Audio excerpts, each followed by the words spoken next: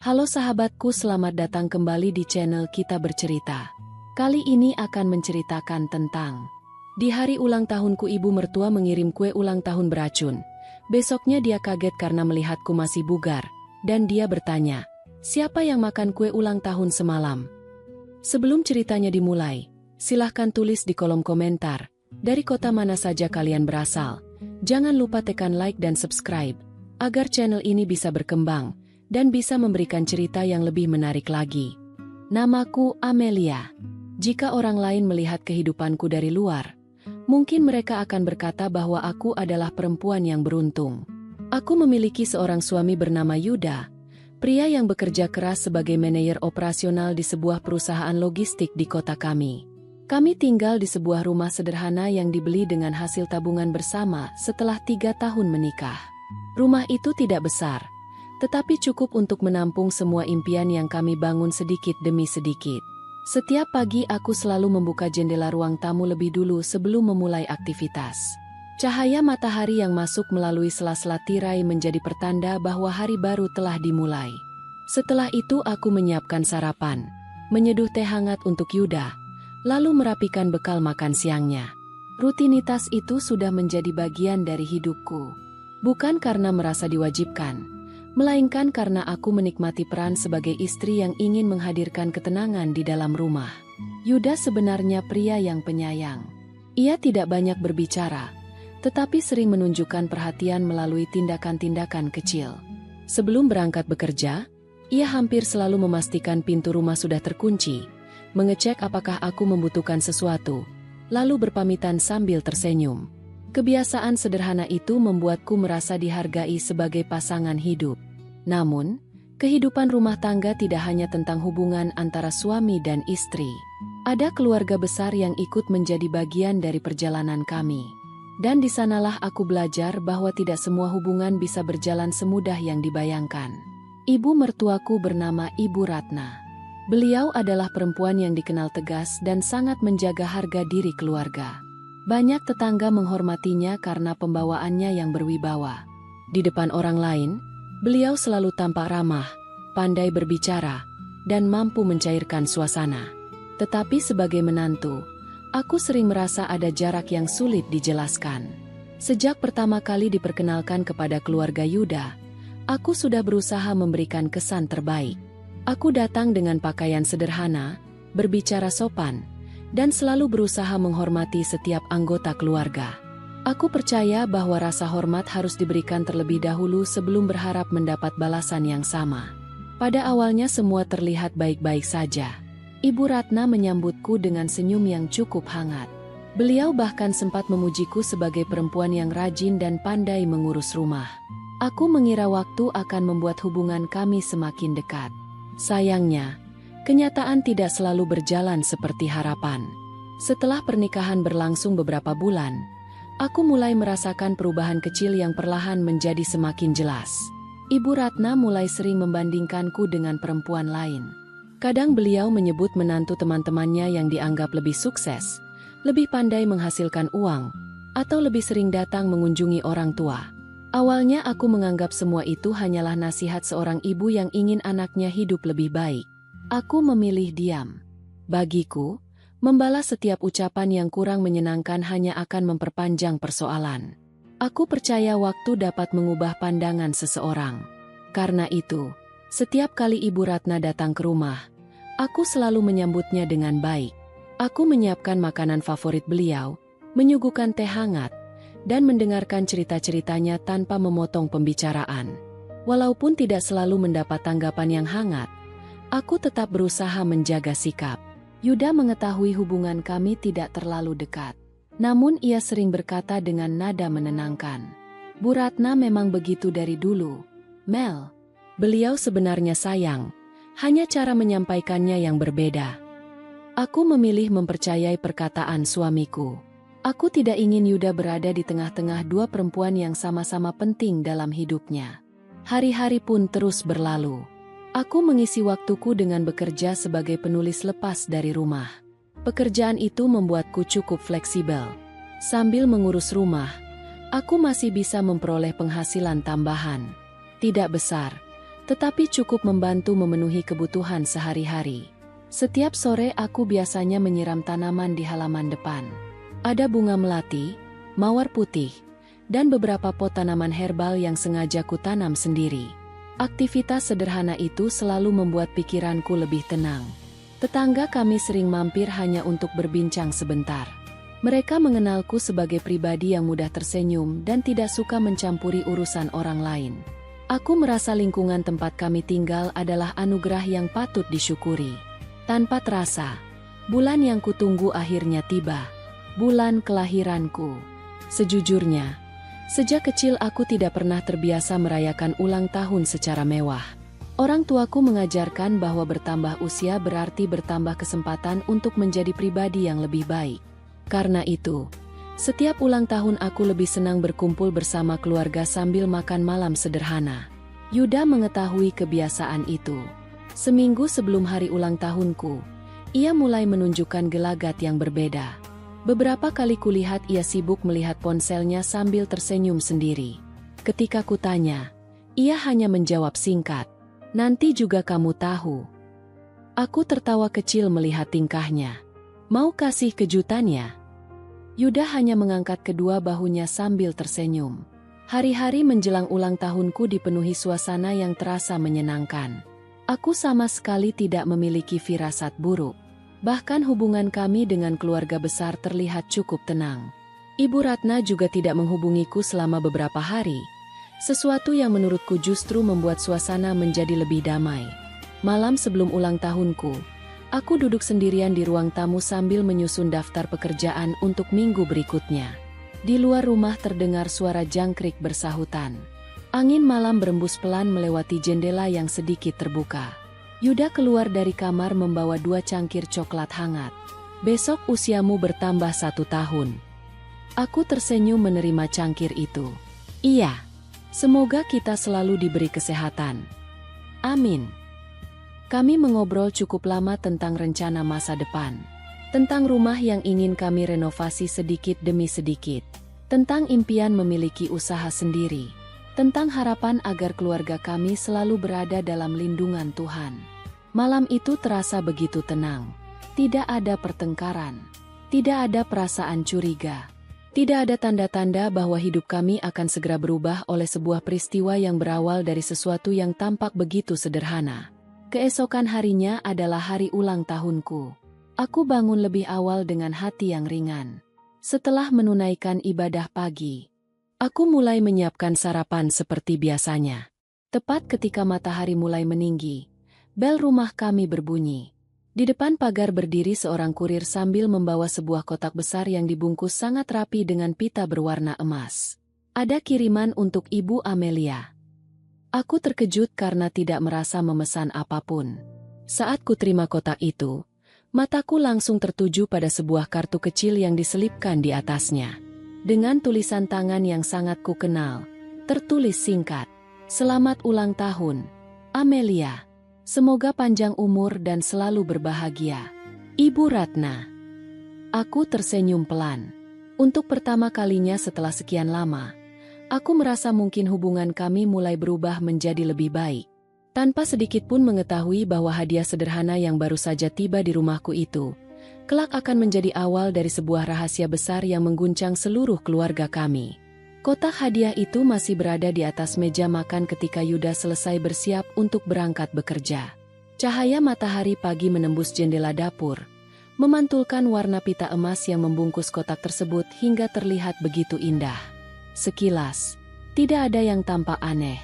Bahkan siapapun yang melihatnya pasti akan mengira itu hanyalah sebuah hadiah ulang tahun penuh perhatian dari seorang ibu kepada menantunya. Aku memandangi kartu ucapan itu sekali lagi. Tulisan tangan Ibu Ratna memang sangat khas. Huruf-hurufnya tegas dan rapi, persis seperti kepribadiannya. Untuk sesaat, aku benar-benar berharap semua ketegangan yang selama ini ada di antara kami perlahan mulai mencair. Mungkin selama ini aku terlalu banyak berprasangka. Mungkin beliau memang sedang berusaha memperbaiki hubungan kami. Yuda yang baru keluar dari kamar menghampiri meja makan sambil merapikan jam tangannya. "Itu kiriman siapa, Mel?" Aku menyerahkan kartu kecil itu kepadanya. Dari Ibu. Yuda membaca isinya lalu tersenyum tipis. Syukurlah. Berarti Ibu masih ingat ulang tahunmu. Aku ikut tersenyum. Iya. Aku juga tidak menyangka. Yuda mengusap bahuku dengan lembut. Mungkin sekarang semuanya akan lebih baik. Aku mengangguk pelan. Sebagai seorang istri, tidak ada yang lebih membahagiakan selain melihat hubungan keluarga mulai membaik.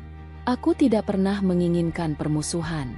Yang kuinginkan hanyalah kehidupan rumah tangga yang tenang, di mana suamiku tidak perlu berada di antara dua orang yang sama-sama ia sayangi. Sudah dibuka belum? Belum. Aku sengaja menunggu kamu. Yuda menarik kursi lalu duduk di sampingku. Kalau begitu, buka sekarang. Dengan hati-hati aku melepaskan pita emas yang melilit kotak tersebut. Lapisan kertas pembungkus kubuka perlahan agar tidak sobek. Di dalamnya terdapat sebuah kotak kue berwarna putih dengan hiasan bunga-bunga kecil di bagian atas.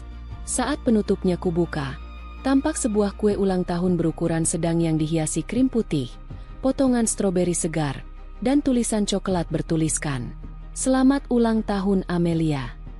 Kuenya tampak cantik, harumnya pun menggoda.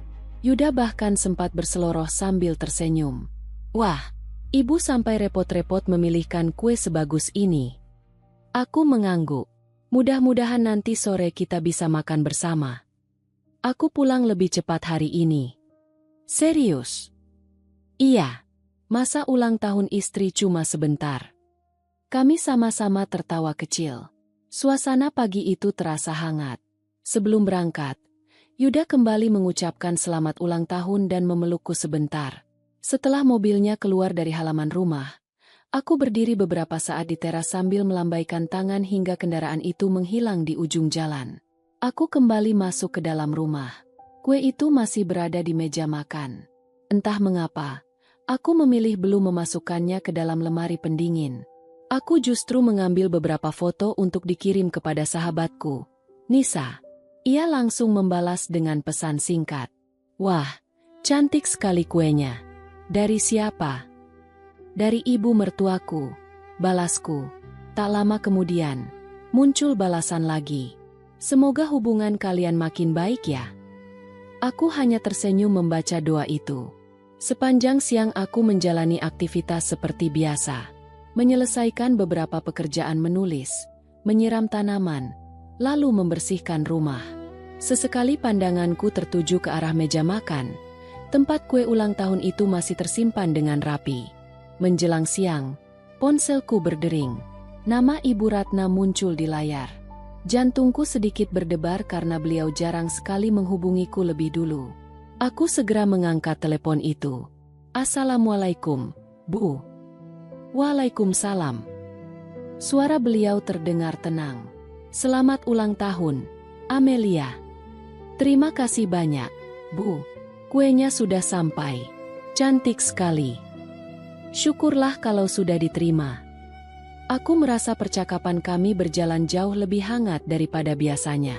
Terima kasih sudah mengingat ulang tahunku. Tidak usah sungkan. Namanya juga keluarga. Kalimat itu membuat hatiku menghangat. Beberapa menit kami berbincang mengenai hal-hal ringan. Beliau bertanya kabarku, menanyakan pekerjaan Yuda, bahkan sempat berpesan agar kami menjaga kesehatan karena cuaca akhir-akhir ini sering berubah. Semuanya terdengar begitu wajar.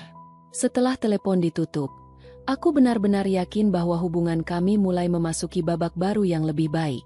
Menjelang sore, Yuda mengirim pesan. Aku mungkin terlambat sedikit. Ada rapat mendadak. Tapi jangan mulai makan malam dulu ya. Baik, hati-hati di jalan, balasku. Aku pun mulai menyiapkan makan malam sederhana. Ada sup ayam hangat, tumis sayuran, ikan bakar kesukaan Yuda, dan teh melati yang baru saja kuseduh. Sementara itu, kue ulang tahun pemberian Ibu Ratna sudah kupindahkan ke meja ruang keluarga. Aku bahkan mengambil beberapa piring kecil dan garpu sebagai persiapan ketika Yuda tiba. Jam dinding perlahan menunjukkan pukul 7 malam. Yuda belum juga pulang. Aku tidak merasa kecewa. Pekerjaannya memang sering membuat jadwal berubah. Aku memilih duduk di ruang tamu sambil membaca buku dan sesekali melihat ke arah pintu depan. Di luar rumah, langit malam semakin gelap. Angin bertiup pelan. Sementara kue ulang tahun itu masih utuh di atas meja, menunggu saat yang menurutku akan menjadi penutup manis di hari ulang tahunku. Aku tidak tahu bahwa keputusan kecil untuk menunggu Yuda pulang sebentar lagi akan mengubah arah seluruh hidup kami. Jarum jam hampir menunjukkan pukul 8 malam ketika akhirnya suara mobil Yuda terdengar memasuki halaman rumah. Aku segera berdiri dari sofa dan membuka pintu sebelum ia sempat mengetuk. "Maaf ya, Mel." Rapatnya molor. Ucapnya sambil melepas sepatu dengan wajah yang terlihat lelah. "Tidak apa-apa. Yang penting sudah sampai rumah dengan selamat." Yuda tersenyum tipis. Meski raut wajahnya tampak letih setelah seharian bekerja, ia masih sempat mengulurkan sebuah kantong kertas kecil kepadaku. "Selamat ulang tahun sekali lagi." Aku membukanya perlahan. Di dalamnya terdapat sebuah buku yang sejak lama ingin ku beli. Aku menatapnya dengan mata berbinar. "Kamu masih ingat?" "Tentu saja. Bukannya kamu sudah beberapa kali bilang ingin membaca buku itu?" Aku tersenyum haru. "Terima kasih, Mas." Malam itu terasa begitu hangat. Kami duduk bersama menikmati makan malam sederhana yang telah kusiapkan. Kami bercerita tentang pekerjaan masing-masing, tentang tetangga yang baru saja pindah rumah, hingga rencana kecil untuk berlibur beberapa bulan lagi jika tabungan kami sudah cukup. Tidak ada pembicaraan mengenai masalah keluarga. Tidak ada pertengkaran. Semuanya terasa seperti malam ulang tahun yang selama ini kuimpikan. Selesai makan, pandanganku tertuju pada kue ulang tahun yang masih tersimpan rapi di atas meja ruang keluarga. "Oh iya," kataku sambil tersenyum. "Kita hampir lupa." Yuda ikut menoleh. "Kuenya." Aku mengambil pisau kecil dan 2 piring. "Lilin tidak usah ya. Yang penting kita makan bersama." Yuda mengangguk sambil tertawa kecil. "Kita ini memang pasangan paling sederhana." Aku memotong kue itu menjadi beberapa bagian. Aroma krim dan coklatnya masih terasa segar. Potongan pertama hendak kuberikan kepada Yuda, tetapi ponselku tiba-tiba bergetar di atas meja. Nama sahabatku, Nisa, muncul di layar. "Angkat dulu saja," kata Yuda. "Aku sebentar." Aku berjalan menuju teras depan agar lebih leluasa berbicara, karena Nisa ingin mengucapkan selamat ulang tahun melalui panggilan video. Percakapan kami tidak berlangsung lama, mungkin hanya 5 atau 6 menit. Nisa banyak bercanda hingga tanpa sadar aku beberapa kali tertawa. Ketika kembali masuk ke ruang keluarga, kulihat Yuda sudah duduk santai di sofa. Di tangannya terdapat piring kecil yang tadi kusiapkan. Ia baru saja menghabiskan sepotong kue. "Kamu duluan?" tanyaku sambil tersenyum. Yuda mengangguk ringan. "Lapar lagi? Tadi kelihatannya enak." Aku tertawa kecil. "Harusnya nunggu aku. Masih banyak, kan?" "Iya." Aku mengambil potongan yang lain untuk diriku sendiri. Namun entah mengapa, saat hendak menyantapnya, aku teringat bahwa dapur belum sempat kubereskan. Aku kembali meletakkan piring itu. "Nanti saja setelah beres-beres." Yuda tidak mempersoalkannya. Ia bahkan mengambil segelas air putih lalu membantu membawakan piring kotor ke dapur. Beberapa menit kemudian kami mulai merapikan rumah bersama. Namun, saat sedang mencuci gelas, Yuda tiba-tiba berhenti. Ia memegang pelipisnya. "Mas, kenapa?" "Entahlah." Wajahnya terlihat sedikit pucat. "Mungkin cuma kecapean." Aku segera menghampirinya. "Kamu duduk dulu." Yuda menurut. Ia duduk di kursi ruang makan sambil menarik napas perlahan. Aku ambilkan air hangat. Setelah meminum beberapa teguk air, ia berkata pelan, "Perutku agak tidak nyaman." Aku mulai khawatir. Mungkin karena dari siang belum sempat makan. Bisa jadi. Aku menyentuh dahinya. Suhunya masih normal. "Kalau begitu istirahat saja." Yuda mengangguk. Kami masuk ke kamar lebih awal dari biasanya. Aku masih sempat membereskan beberapa barang sebelum akhirnya ikut berbaring di sampingnya. Sekitar 30 menit kemudian, aku terbangun karena mendengar suara langkah tergesa-gesa. Yuda baru saja keluar menuju kamar mandi. Tak lama kemudian terdengar suara ia muntah. Jantungku langsung berdegup lebih cepat. Aku segera menghampiri. "Mas!" Yuda mengangkat tangan, seolah meminta agar aku tidak panik. "Maaf, perutku benar-benar tidak enak." Aku membantunya kembali ke tempat tidur. Wajahnya kini jauh lebih pucat dibanding sebelumnya. Aku mengambil termometer digital. Suhu tubuhnya mulai meningkat. "Sepertinya kamu demam. Mungkin masuk angin." Aku tidak langsung percaya. Selama ini Yuda jarang sekali sakit secara tiba-tiba. Beberapa menit kemudian ia kembali mengeluh mual. Aku mulai mempertimbangkan untuk membawanya ke klinik malam itu juga. Di tengah kepanikanku, tanpa sengaja pandanganku jatuh ke meja ruang keluarga. Di sana masih tersisa beberapa potong kue ulang tahun pemberian Ibu Ratna. Aku hanya memandanginya beberapa saat. Tidak sedikit pun terlintas dalam pikiranku untuk menghubungkan keadaan Yuda dengan kue tersebut. Yang kupikirkan saat itu hanyalah bagaimana membuat suamiku segera merasa lebih baik. Aku mengambil ponsel untuk menghubungi layanan kesehatan terdekat. Sementara itu, di luar rumah, malam semakin sunyi. Aku sama sekali tidak menyadari bahwa peristiwa yang baru saja terjadi akan menjadi awal dari pertanyaan-pertanyaan besar yang mulai mengusik ketenangan rumah tangga kami. Malam itu terasa begitu panjang. Aku duduk di samping tempat tidur sambil terus memperhatikan kondisi Yuda. Wajahnya masih tampak pucat. Sesekali ia memejamkan mata, lalu kembali membuka mata karena rasa tidak nyaman di perutnya belum juga mereda. "Mas, kita ke rumah sakit saja, ya?" tanyaku pelan. Yuda menggeleng lemah. "Coba tunggu sebentar. Kalau memang tidak membaik, kita berangkat." Aku memahami sifat suamiku. Ia bukan orang yang mudah mengeluh.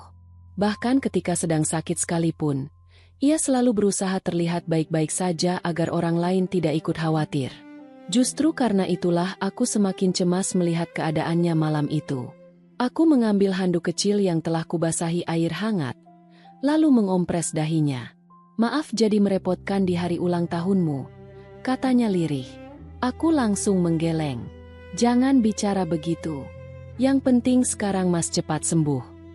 Ia tersenyum tipis, meski senyum itu terlihat dipaksakan. Sekitar setengah jam kemudian, kondisi Yuda belum menunjukkan perubahan yang berarti. Ia kembali merasa mual dan tubuhnya mulai semakin lemas. Aku tidak ingin mengambil risiko.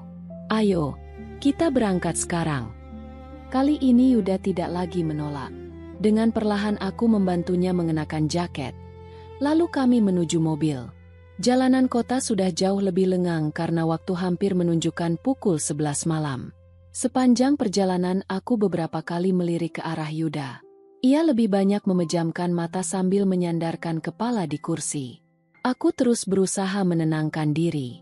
"Sebentar lagi sampai, Mas." Yuda hanya mengangguk pelan. Sesampainya di instalasi gawat darurat, petugas medis segera memeriksa kondisi Yuda. Tekanan darah, suhu tubuh, serta beberapa pemeriksaan awal dilakukan dengan cepat. Aku diminta menunggu di luar ruang observasi. Detik demi detik terasa berjalan sangat lambat. Aku mondar-mandir di lorong rumah sakit sambil menggenggam tas kecilku erat-erat. Dalam hati aku terus berdoa agar kondisi suamiku tidak serius. Beberapa saat kemudian seorang dokter keluar menemuiku. "Ibu Amelia." "Iya, Dok. Untuk sementara kondisi suami Ibu sudah stabil. Kami masih melakukan observasi karena beliau mengalami gangguan pada saluran pencernaan disertai dehidrasi ringan." Aku mengembuskan napas lega. "Apakah berbahaya, Dok?" "Untuk saat ini belum bisa disimpulkan penyebab pastinya. Ada beberapa kemungkinan, sehingga kami perlu melakukan pemeriksaan lanjutan. Yang terpenting sekarang kondisi beliau sudah lebih baik setelah mendapatkan cairan infus." Aku mengangguk penuh syukur. "Terima kasih, Dok." Dokter itu kembali masuk ke ruang perawatan. Aku duduk di kursi tunggu sambil menatap kosong ke arah lantai. Pikiranku mulai mengingat kembali semua makanan yang kami konsumsi hari itu. Sarapan biasa, Makan siang aku hanya makan sendiri di rumah. Makan malam kami menikmati menu yang sama seperti biasanya. Lalu, pandanganku tiba-tiba terhenti. Kue ulang tahun. Aku langsung menggeleng pelan. Tidak mungkin, gumamku. Aku segera menepis pikiran itu. Tidak ada alasan bagiku untuk mencurigai hadiah dari Ibu Ratna. Lagi pula, aku sendiri belum sempat memakannya.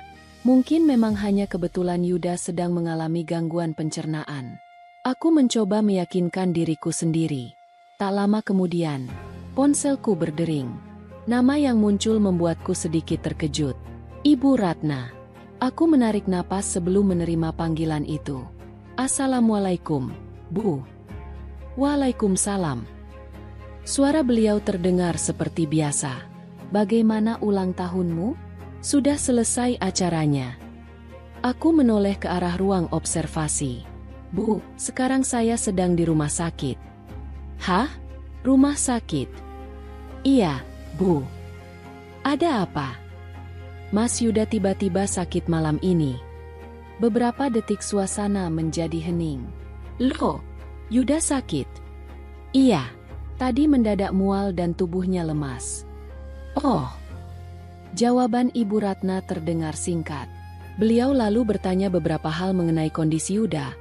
Kemudian mengakhiri percakapan dengan mengatakan bahwa beliau akan mendoakan agar anaknya segera pulih. Telepon pun berakhir.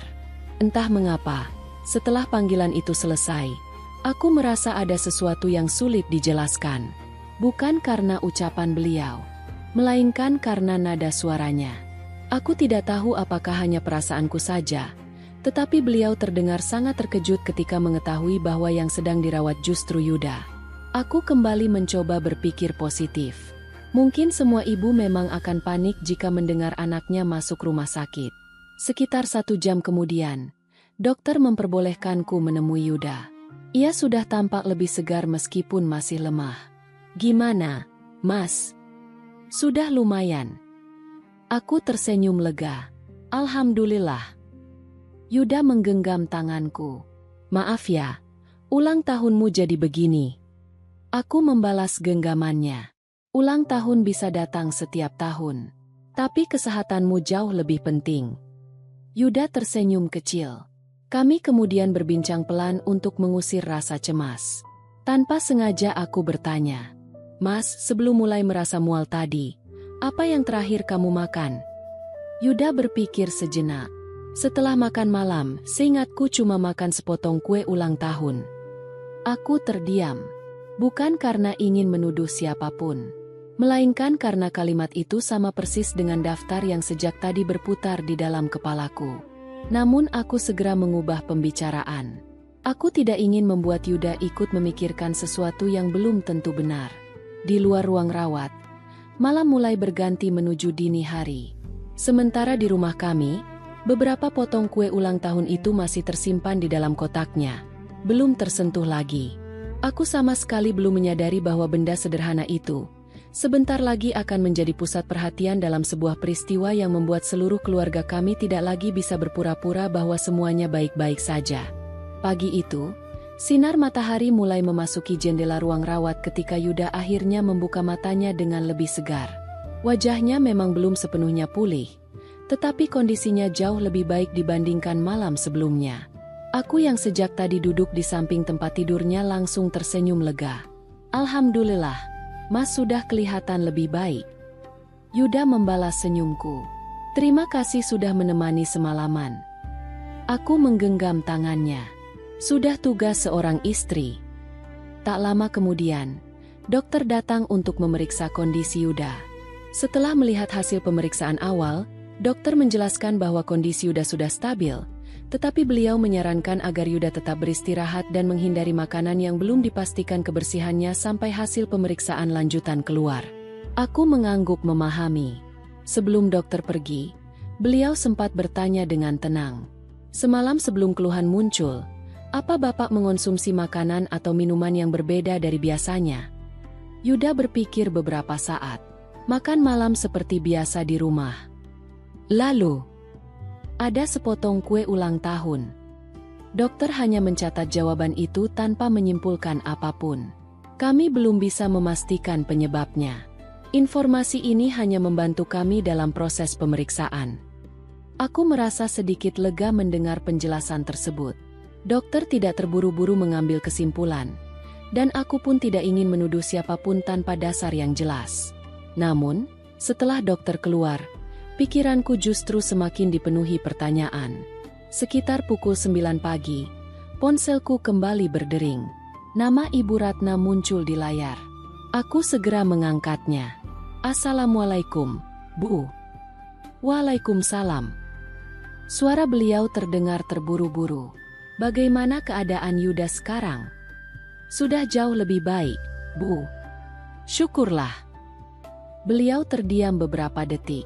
Lalu, dengan nada yang terdengar sangat hati-hati, beliau bertanya, "Amelia, boleh Ibu tanya sesuatu?" "Tentu, Bu." Pertanyaan berikutnya membuatku mengernyit. "Semalam, siapa yang makan kue ulang tahun itu?" Aku terdiam.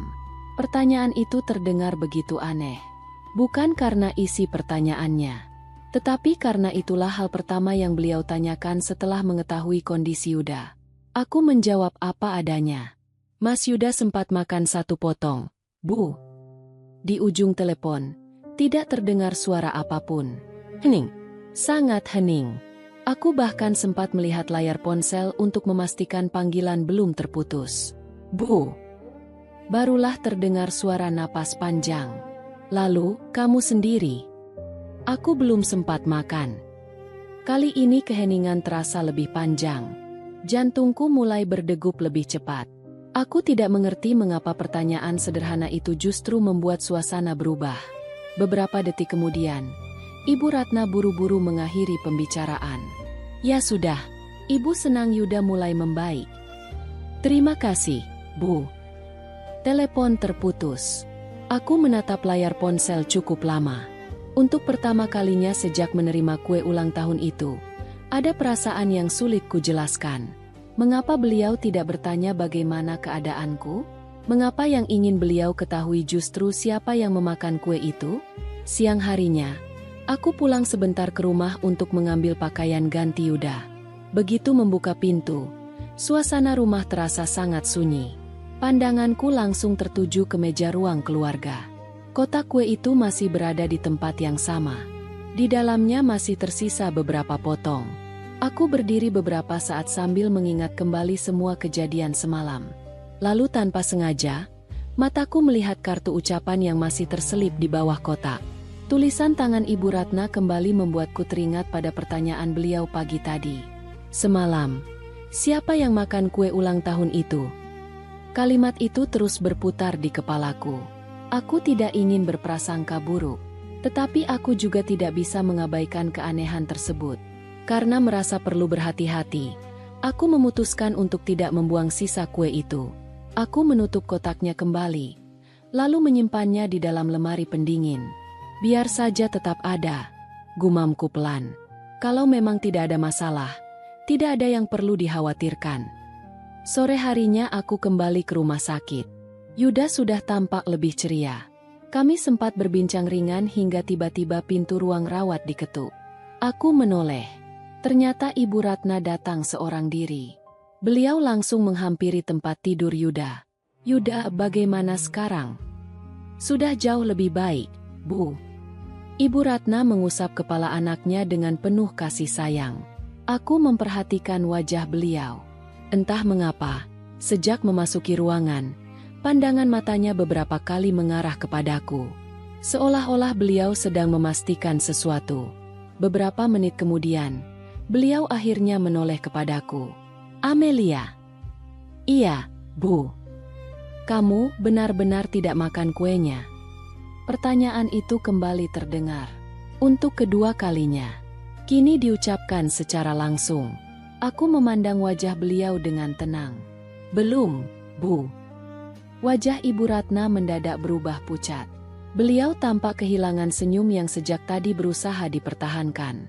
Tanpa sadar beliau berbisik pelan, nyaris tak terdengar. "Berarti..." Aku mengernyit. "Berarti apa, Bu?" Beliau langsung tersadar bahwa ucapannya hampir terdengar jelas. Tidak apa-apa. Namun, sejak saat itu, aku melihat sesuatu yang belum pernah kulihat sebelumnya. Ibu Ratna tampak gelisah. Beliau tidak lagi mampu menatap mataku lama-lama. Sementara aku duduk di samping tempat tidur Yuda dengan satu pertanyaan yang semakin sulit kuabaikan. Mengapa Ibu Ratna terlihat begitu terkejut mengetahui bahwa bukan aku yang memakan kue ulang tahun itu? Pertanyaan itulah yang menjadi awal dari terbukanya sebuah rahasia besar yang selama ini tersembunyi di balik sikap tenang ibu mertuaku. Aku tidak dapat melupakan raut wajah Ibu Ratna saat mendengar bahwa bukan aku yang memakan kue ulang tahun itu. Beliau memang berusaha terlihat tenang. Bahkan sebelum meninggalkan rumah sakit, beliau masih sempat tersenyum kepada Yuda dan berpesan agar banyak beristirahat. Namun, sebagai orang yang berdiri hanya beberapa langkah darinya, aku melihat sesuatu yang berbeda. Tangannya gemetar. Tatapannya tidak lagi setenang biasanya. Sejak saat itu, pertanyaan demi pertanyaan memenuhi pikiranku. Aku tetap berusaha menepis segala prasangka. Bagaimanapun juga, beliau adalah ibu dari suamiku. Aku tidak ingin menuduh seseorang hanya berdasarkan firasat. 2 hari kemudian, kondisi Yuda sudah jauh membaik sehingga dokter mengizinkannya pulang. Sebelum keluar dari rumah sakit, dokter kembali mengingatkan agar kami berhati-hati terhadap makanan yang dikonsumsi dan segera memeriksakan diri bila keluhan serupa muncul kembali. Di perjalanan pulang, suasana di dalam mobil terasa hening. Yuda memecah keheningan. Mel, menurutmu, kenapa ibu berkali-kali menanyakan soal kue itu? Aku memandang jalan di depan. Aku juga tidak tahu. Sejak kapan ibu begitu penasaran dengan makanan yang kita makan? Aku tidak langsung menjawab. Aku berharap hanya kebetulan. Yuda mengangguk pelan. Tetapi dari raut wajahnya aku tahu ia juga mulai memikirkan hal yang sama. Malam harinya, saat kami sedang beristirahat di ruang keluarga, ponsel Yuda berdering. Ibu. Yuda segera mengangkat telepon itu. Assalamualaikum, Bu. Aku tidak dapat mendengar suara di seberang sana. Tetapi ekspresi Yuda perlahan berubah. Apa? Sekarang? Beberapa detik kemudian ia menoleh kepadaku. Ibu minta kita datang ke rumah besok pagi. Katanya ada sesuatu yang sangat penting. Keesokan harinya kami tiba di rumah Ibu Ratna. Rumah itu tampak lebih sepi dari biasanya. Beliau sudah menunggu di ruang tamu dengan wajah yang pucat. Di hadapannya terdapat secangkir teh yang nyaris tidak tersentuh. Saat melihat kami masuk, beliau berdiri perlahan. Terima kasih sudah datang. Yuda langsung duduk di hadapan ibunya. Ada apa, Bu? Ibu Ratna tidak segera menjawab. Beliau justru menatapku cukup lama. Tatapan yang kali ini bukan lagi penuh wibawa, melainkan dipenuhi rasa bersalah. Beberapa kali beliau mencoba berbicara, tetapi suaranya selalu terhenti. Akhirnya Yuda berkata pelan. Bu, sebenarnya ada apa? Air mata mulai memenuhi pelupuk mata Ibu Ratna. Yuda. Iya, Bu. Ibu sudah melakukan kesalahan yang sangat besar. Aku dan Yuda saling berpandangan. Ruangan itu kembali sunyi. Dengan suara yang bergetar, Ibu Ratna melanjutkan. Kue ulang tahun yang ibu kirim bukan sekadar hadiah. Aku merasakan jantungku berdegup semakin cepat. Ibu telah mencampurkan sesuatu ke dalamnya. Yuda langsung mengangkat wajahnya. Maksud ibu? Ibu Ratna menangis. Apa yang ibu lakukan sangat salah. Ibu menyesal setiap detik sejak malam itu. Aku memejamkan mata sejenak. Semua keanehan beberapa hari terakhir mulai tersusun menjadi satu. Namun aku tetap diam, membiarkan beliau menyelesaikan ucapannya. Dengan napas yang tersengal, Ibu Ratna berkata, Ibu pernah dipengaruhi seseorang yang mengatakan bahwa kehadiranmu, Amelia, membawa banyak perubahan pada Yuda. Katanya sejak menikah, Yuda semakin jauh dari keluarga. Ibu terlalu mudah percaya. Ibu membiarkan rasa kecewa dan iri menguasai hati. Dalam keadaan emosi, ibu melakukan sesuatu yang seharusnya tidak pernah dilakukan. Beliau menundukkan kepala. Padahal semua itu tidak benar. Tangisnya semakin pecah. Setelah mengirim kue itu, Ibu terus dihantui rasa bersalah. Ketika mendengar Yuda masuk rumah sakit, ibu baru sadar bahwa yang memakan kue itu bukan kamu. Yuda membeku. Apa maksud ibu? Ibu tidak pernah membayangkan kamu yang akan memakannya. Suara Ibu Ratna hampir tidak terdengar. Ibu panik. Itulah sebabnya ibu terus bertanya siapa yang memakan kue itu. Ruangan mendadak terasa sangat sunyi. Yuda memejamkan mata. Ia tidak meninggikan suara. Justru ketenangannya membuat suasana terasa jauh lebih berat. Bu! Air mata mengalir di pipinya. Kenapa ibu bisa sampai seperti ini? Ibu Ratna menangis sambil menutup wajahnya. Ibu tidak punya alasan yang bisa membenarkan perbuatan ibu. Apapun yang ibu rasakan saat itu, semuanya tidak sebanding dengan akibat yang hampir terjadi. Aku memandang perempuan yang selama ini menjadi ibu mertuaku. Hatiku dipenuhi berbagai macam perasaan. Kecewa, terluka, tidak percaya. Tetapi di saat yang sama, aku juga melihat seseorang yang sedang hancur oleh penyesalannya sendiri. Yuda berdiri perlahan. Bu! Ibu Ratna mengangkat wajahnya. Kalau malam itu Amelia yang memakan kue itu, apakah ibu sanggup hidup dengan penyesalan itu seumur hidup? Pertanyaan itu membuat Ibu Ratna menangis semakin keras. Beliau tidak mampu menjawab, karena tidak ada jawaban yang dapat menghapus apa yang telah terjadi. Aku menarik napas panjang. Bu! Beliau menoleh kepadaku dengan mata sembab. Saya benar-benar tidak pernah ingin menjadi musuh ibu. Sejak pertama menjadi bagian dari keluarga ini, yang saya inginkan hanya diterima sebagai anak. Tangisku akhirnya pecah. Kalau memang ibu tidak menyukai saya, ibu bisa mengatakan terus terang. Saya akan berusaha memperbaiki diri. Tetapi jangan biarkan kebencian membuat kita kehilangan hati nurani. Ibu Ratna langsung berlutut di hadapanku. Beliau menangis sambil memohon maaf berulang kali. Ruangan itu dipenuhi isak tangis. Tidak ada seorang pun yang merasa menang. Yang ada hanyalah sebuah keluarga yang sedang menghadapi kenyataan pahit bahwa prasangka, hasutan, dan kemarahan yang dipelihara terlalu lama dapat menghancurkan kepercayaan dalam sekejap. Namun, meski pengakuan itu akhirnya terucap, kami semua menyadari bahwa meminta maaf adalah awal dari penyesalan, bukan akhir dari akibat yang harus dihadapi. Rumah yang biasanya dipenuhi percakapan kini terasa sunyi. Ibu Ratna masih terduduk di lantai ruang tamu dengan wajah yang dipenuhi penyesalan. Air matanya belum berhenti mengalir. Sementara Yuda berdiri membelakangi kami, menatap halaman rumah tanpa mengucapkan sepatah kata pun. Aku sendiri masih berusaha menerima kenyataan yang baru saja terungkap. Tidak pernah sedikit pun terlintas dalam pikiranku bahwa hubungan kami akan sampai pada titik seperti ini. Beberapa menit berlalu dalam keheningan. Akhirnya Yuda memecah suasana. Bu! Suara itu terdengar tenang, tetapi penuh kekecewaan. Ibu bilang tadi ada orang yang memengaruhi ibu. Siapa orang itu? Ibu Ratna perlahan mengangkat wajahnya. Beliau tampak ragu. Bu! Yuda mengulang pertanyaannya. Siapa? Ibu Ratna menggenggam kedua tangannya erat-erat. Lilis. Aku mengernyit. Lilis? Tanyaku pelan. Yuda langsung menoleh. Bibi Lilis. Ibu Ratna mengangguk pelan. Nama itu tentu tidak asing bagi kami. Lilis adalah adik sepupu Ibu Ratna. Selama ini ia sering datang ke rumah keluarga besar. Pembawaannya ramah, pandai berbicara, dan selalu terlihat mendukung hubungan kami. Bahkan setiap kali bertemu denganku, ia tidak pernah lupa memanggilku dengan sebutan, Nak Amelia. Tidak ada satupun alasan bagiku untuk mencurigainya. Ibu Ratna kembali berbicara.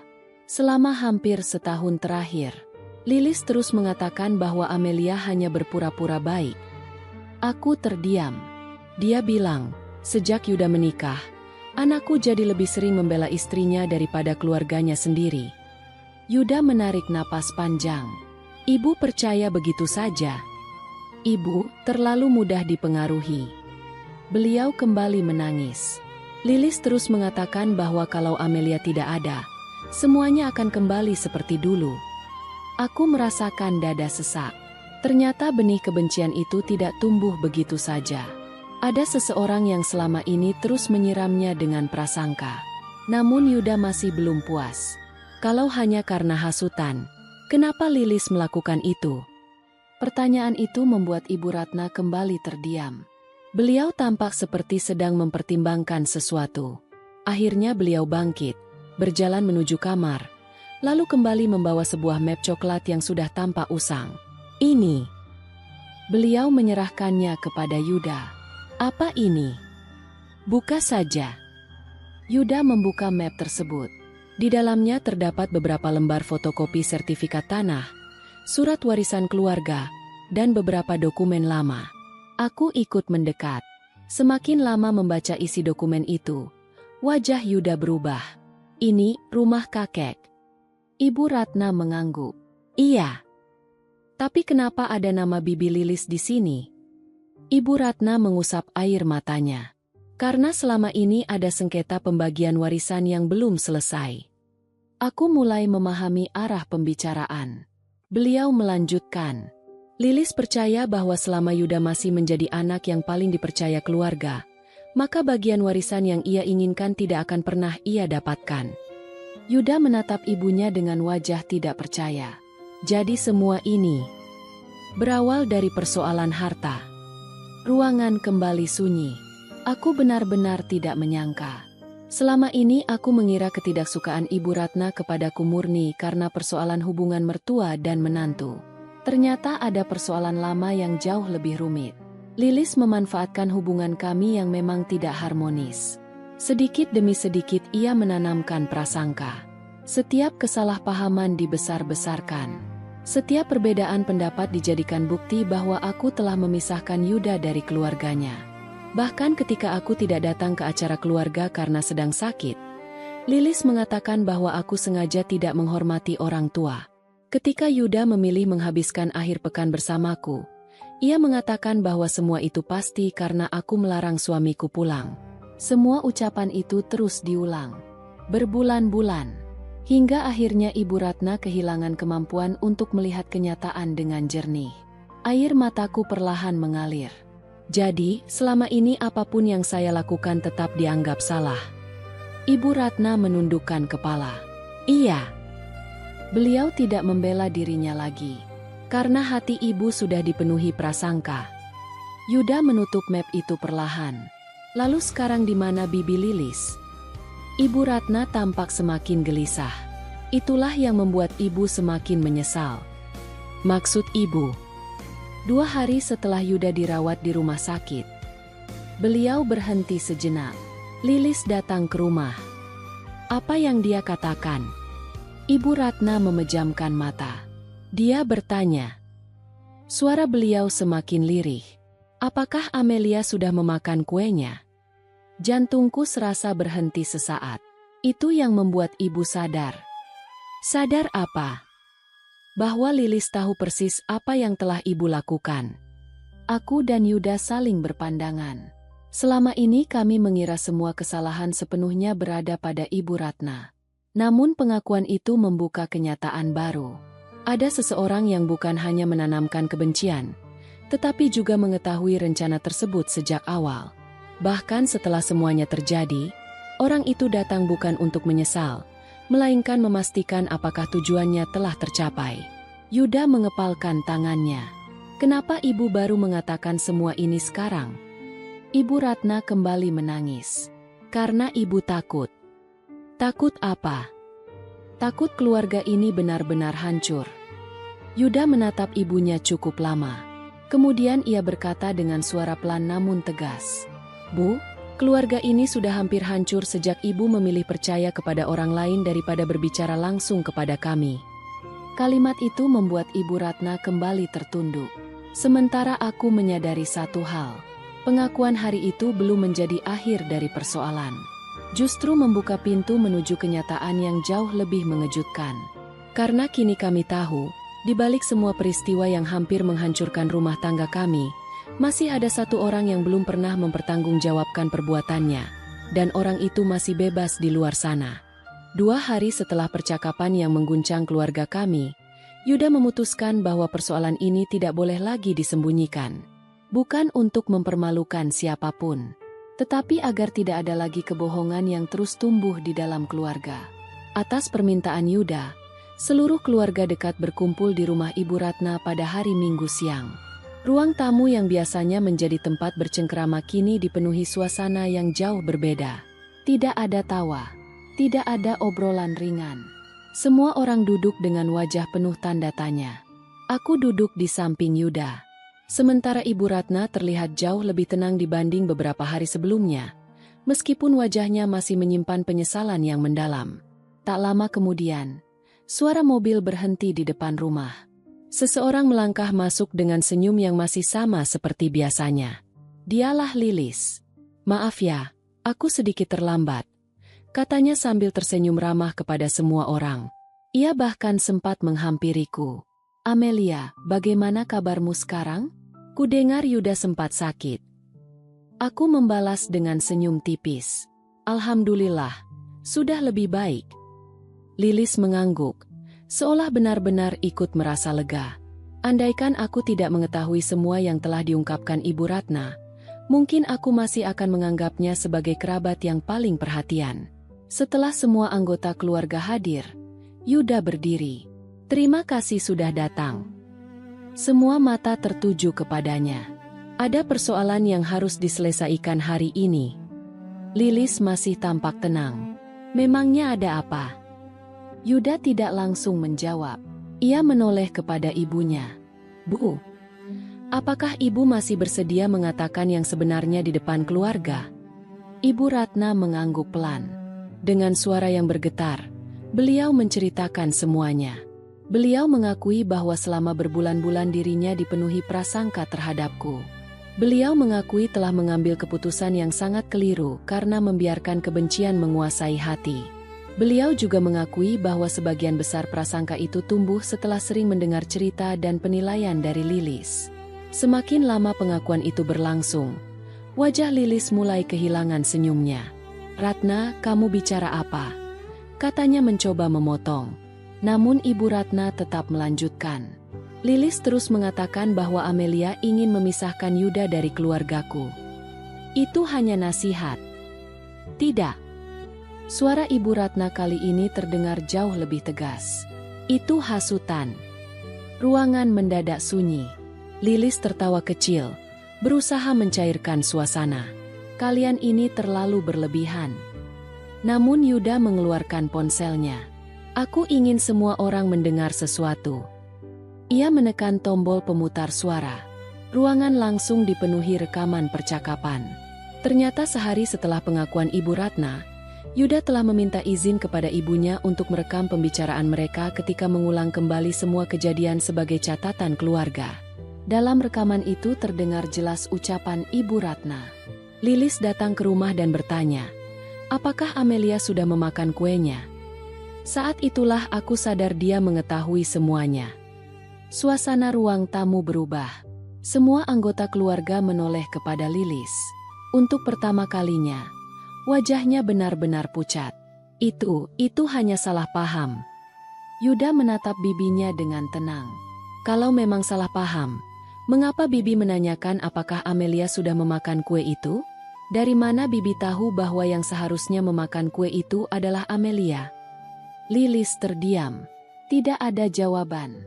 Beberapa anggota keluarga mulai saling berpandangan. Salah seorang paman akhirnya angkat bicara. "Lilis jawab." Lilis menggenggam tasnya erat-erat. "Aku." Ia menarik napas panjang. "Aku hanya menduga. Namun kali ini aku ikut berbicara." "Bibi." Lilis menoleh kepadaku.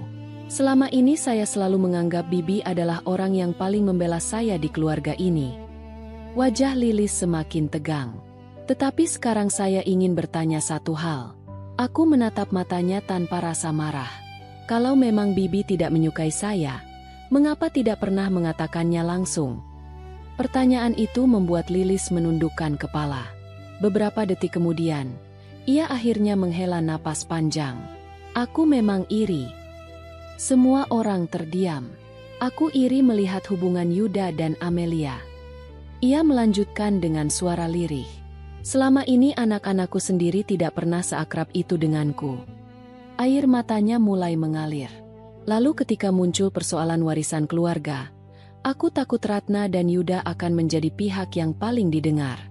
Aku mulai berpikir dengan cara yang salah. Ia mengusap wajahnya. Karena itu aku terus membesarkan setiap kesalahpahaman. Ibu Ratna menangis mendengar pengakuan tersebut. Lilis, kenapa kamu tidak pernah menghentikanku? Lilis tidak sanggup menjawab. Ia hanya terus menangis. Ruangan kembali dipenuhi keheningan. Tidak ada yang bertepuk tangan. Tidak ada yang merasa menang. Semua orang justru melihat bagaimana rasa iri, prasangka, dan keinginan untuk memengaruhi orang lain telah merusak hubungan sebuah keluarga yang sebelumnya masih dapat diperbaiki. Yuda kemudian berdiri.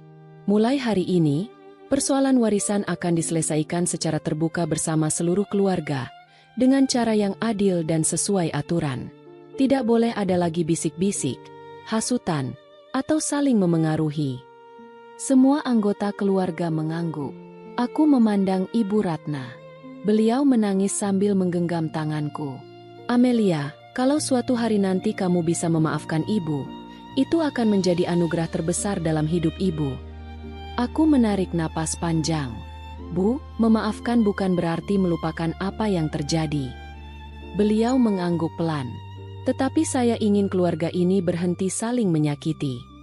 Ibu Ratna memelukku sambil menangis. Di sisi lain, Lilis berdiri sendirian. Tidak ada lagi senyum ramah yang selama ini menjadi topengnya. Yang tersisa hanyalah penyesalan karena rasa iri yang dipelihara terlalu lama telah membuat seluruh keluarganya kehilangan kepercayaan kepadanya. Hari itu menjadi titik balik bagi keluarga kami. Bukan karena semua luka langsung sembuh, melainkan karena akhirnya seluruh kebohongan telah terbuka, dan untuk pertama kalinya, setiap orang memilih menghadapi kebenaran daripada terus hidup di balik prasangka. Namun aku sadar, memulihkan sebuah keluarga membutuhkan waktu yang jauh lebih panjang daripada menghancurkannya. Dan perjalanan kami untuk membangun kembali kepercayaan itu baru saja dimulai. 3 bulan telah berlalu sejak semua rahasia di keluarga kami akhirnya terbuka. Perlahan, kehidupan mulai berjalan kembali. Rumah yang dulu dipenuhi kecanggungan kini kembali menghadirkan suara tawa, meski belum sesering dahulu. Luka memang tidak bisa sembuh dalam semalam.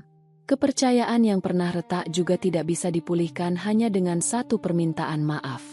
Namun setiap hari, kami semua belajar untuk memperbaikinya. Yuda telah kembali bekerja seperti biasa. Kesehatannya benar-benar pulih. Bahkan dokter menyatakan kondisinya sudah sangat baik. Setiap kali melihatnya berangkat kerja sambil tersenyum, aku selalu mengucapkan syukur dalam hati. Aku sering teringat malam ulang tahunku. Malam yang hampir merenggut kebahagiaan kami. Kini, kenangan itu tidak lagi membuatku dipenuhi kemarahan. Sebaliknya, aku menjadikannya pengingat bahwa kebencian sekecil apapun, jika terus dipelihara, dapat berkembang menjadi sesuatu yang menghancurkan. Sementara itu, Ibu Ratna benar-benar berubah. Beliau tidak lagi menjadi sosok yang keras seperti dahulu. Hampir setiap minggu beliau datang ke rumah kami, bukan untuk mengatur atau mengkritik, melainkan sekadar membawa masakan kesukaan Yuda atau membantu menyiram tanaman di halaman. Suatu sore, ketika kami sedang duduk di teras menikmati teh hangat, beliau berkata pelan, "Amelia." "Iya, Bu." Dulu ibu selalu berpikir bahwa dihormati berarti harus selalu dituruti. Beliau tersenyum pahit. Padahal sekarang ibu baru mengerti. Seorang ibu justru akan semakin dihormati ketika mampu mendengarkan dan mempercayai keluarganya. Aku menggenggam tangan beliau. "Yang penting sekarang kita sama-sama belajar, Bu." Air mata kembali menggenang di pelupuk mata Ibu Ratna. "Terima kasih karena kamu masih memberi ibu kesempatan menjadi bagian dari hidup kalian." Aku memeluk beliau. Pelukan itu mungkin tidak mampu menghapus semua luka masa lalu, tetapi setidaknya menjadi awal bagi hubungan baru yang dibangun dengan kejujuran. Di sisi lain, kehidupan Lilis juga berubah. Sejak peristiwa itu, ia memilih menjauh dari berbagai urusan keluarga untuk sementara waktu. Bukan karena diusir, melainkan karena ia merasa belum pantas meminta kembali kepercayaan yang telah hilang. Beberapa bulan kemudian, tanpa kami sangka, Lilis datang ke rumah membawa sebuah kotak sederhana. Bukan hadiah mewah, hanya beberapa potong kue buatan tangannya sendiri. Saat pintu kubuka, ia langsung menundukkan kepala. "Amelia." Aku mempersilahkannya masuk. Ia duduk dengan gelisah, berkali-kali meremas ujung kerudungnya. "Aku tidak tahu apakah kamu masih mau menerimaku sebagai keluarga." Aku tersenyum pelan. "Keluarga tetaplah keluarga, Bei." Mendengar jawaban itu, air mata Lilis langsung jatuh. "Aku sudah kehilangan banyak hal." Ia mengusap matanya. "Anak-anakku mulai menjaga jarak karena mereka kecewa mengetahui semua yang kulakukan. Mereka bilang selama ini aku terlalu sibuk mengurus kehidupan orang lain sampai lupa menjaga keluargaku sendiri." Suasana menjadi sangat hening. Aku baru sadar. Suara Lilis bergetar. Orang yang paling banyak menyakiti keluargaku ternyata adalah diriku sendiri. Aku tidak menyela.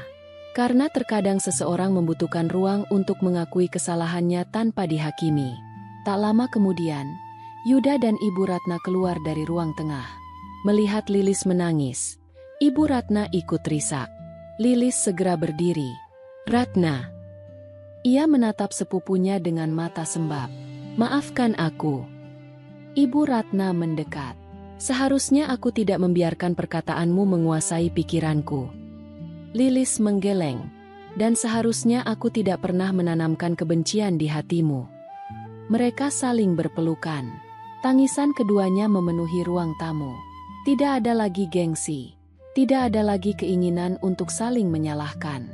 Yang ada hanyalah dua perempuan yang akhirnya menyadari bahwa prasangka telah membuat mereka hampir kehilangan keluarga yang paling berharga. Beberapa minggu kemudian, seluruh keluarga kembali berkumpul. Bukan karena ada masalah, melainkan untuk merayakan ulang tahun pernikahanku dan Yuda. Kali ini tidak ada hadiah yang mewah. Tidak ada pesta besar. Hanya makan bersama di halaman rumah. Anak-anak berlarian sambil tertawa. Para orang tua berbincang dengan hangat. Yuda menggenggam tanganku. "Masih ingat ulang tahunmu tahun lalu?" Aku mengangguk sambil tersenyum. "Tentu. Kalau waktu bisa diputar, aku ingin menghapus semua kejadian itu." Aku menoleh kepadanya. "Jangan." Yuda terlihat heran. "Kenapa?" "Karena kalau semua itu tidak pernah terjadi, mungkin kita tidak akan pernah belajar betapa berharganya kepercayaan." Yuda tersenyum. Ia menggenggam tanganku semakin erat. Di kejauhan, kulihat Ibu Ratna dan Lilis sedang bermain bersama anak-anak kecil di halaman. Wajah mereka memang masih menyimpan penyesalan. Tetapi kini penyesalan itu berubah menjadi tekad untuk menjadi pribadi yang lebih baik. Aku menatap langit sore yang cerah. Dalam hati aku berbisik, ternyata keluarga bukanlah tempat yang bebas dari kesalahan. Keluarga adalah tempat di mana setiap kesalahan diberi kesempatan untuk diperbaiki dengan kejujuran, kasih sayang, dan tanggung jawab.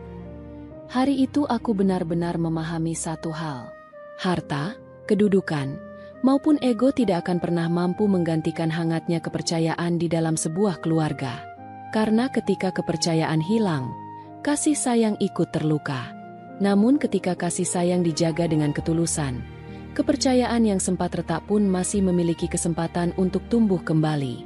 Dan sejak hari itu, aku, Yuda, Ibu Ratna, serta Lilis berjanji untuk selalu mengingat pelajaran paling berharga dalam hidup kami, bahwa keluarga tidak dibangun oleh hubungan darah semata, melainkan oleh kejujuran, saling percaya, dan kasih sayang yang dipelihara setiap hari. Itulah warisan terbaik yang dapat ditinggalkan untuk generasi berikutnya. Dari kisah tadi, kita belajar bahwa setiap perjalanan hidup selalu membawa pesan yang berharga. Semoga ada hikmah yang bisa kita petik bersama hari ini. Kalau kalian suka dengan cerita seperti ini, silakan tekan tombol like dan subscribe sebagai bentuk dukungan kamu untuk channel ini. Terima kasih sudah meluangkan waktu kalian. Tetaplah menjadi bagian dari channel Kita Bercerita ini, dan sampai jumpa di kisah inspiratif berikutnya.